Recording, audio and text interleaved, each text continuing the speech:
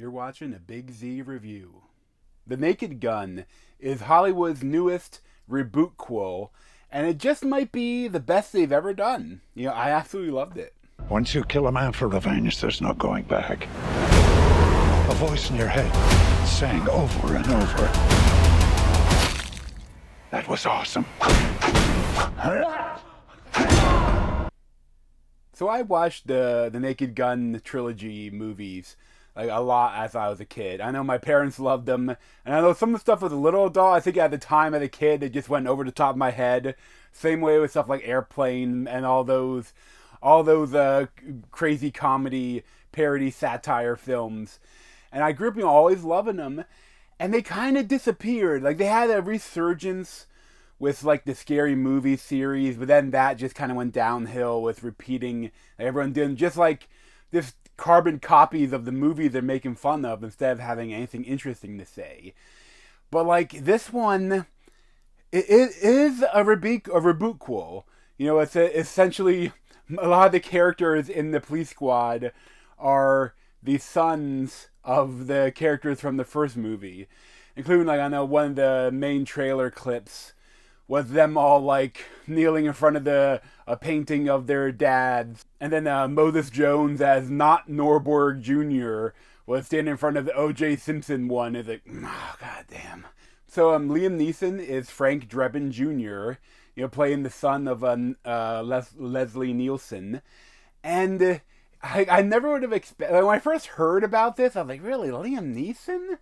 But it's perfect because, Frank Drebin is usually the straight man.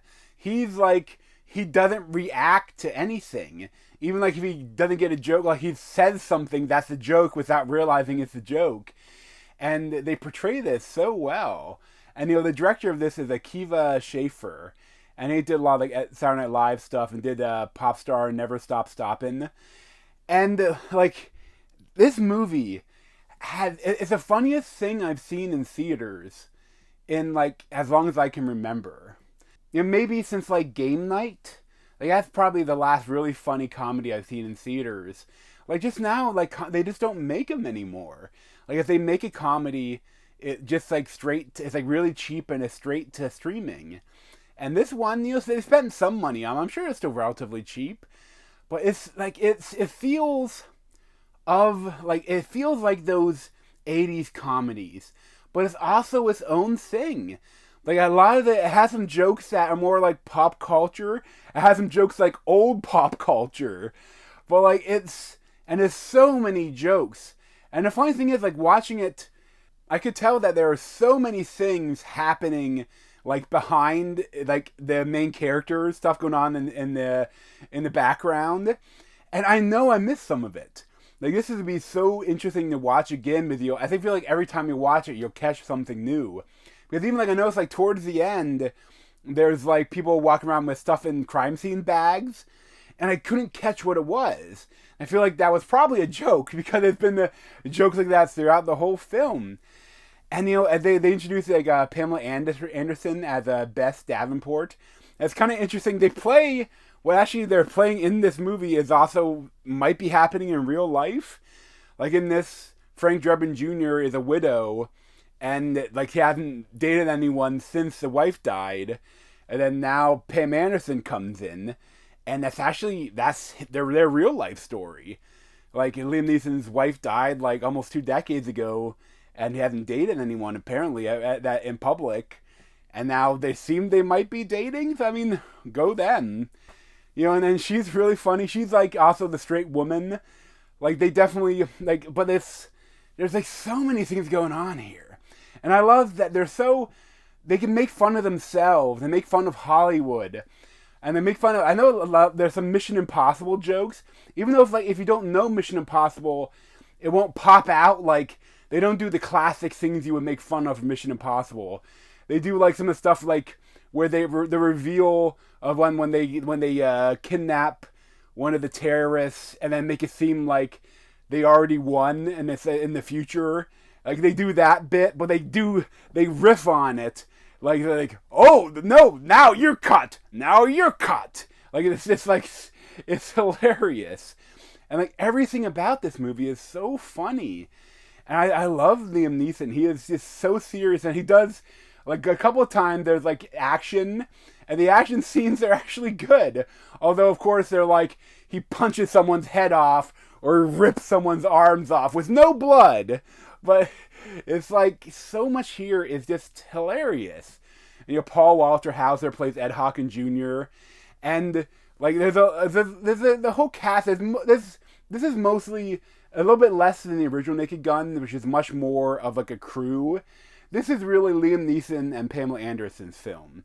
And there's also, of course, a lot of Danny Houston as Richard Kane. He was like the Elon Musk-esque villain. But this movie just really shows how you should do a reboot-quel. How you should do a sequel to a series that hasn't been made in decades. Like, they are honoring the original, and there are throwbacks to the original, but there are still, and it's inspired, like, it feels like the original, but it's also its completely own thing. And I just respect it so damn much, because it's so funny. I mean, I laughed throughout the whole film, and even, like, through the credits, like, they had a little bit, like, the end credit scene, they have a quicker one, but throughout the credits, they have, like, little jokes in them, and it's just, like, it's so, like, I missed this. Like, I know I love seeing, like, a big action film on the big screen, but I love laughing with other people, too.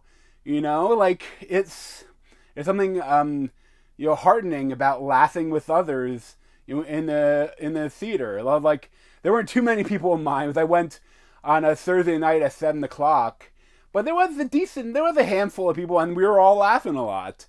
And I hope this does well, because like I said, they don't make them like this anymore. And that's because other time they've done comedies, they haven't done great at the box office. And I know this is, I mean, they're coming after, you know, Fantastic Four and Superman, and it's coming out at the same time for the kids' film, Bad Guys 2. But I hope people come out for this, because I want to see more movies like this. Because it's just so funny. Like, everything about it throughout the whole film is just nonstop laughs.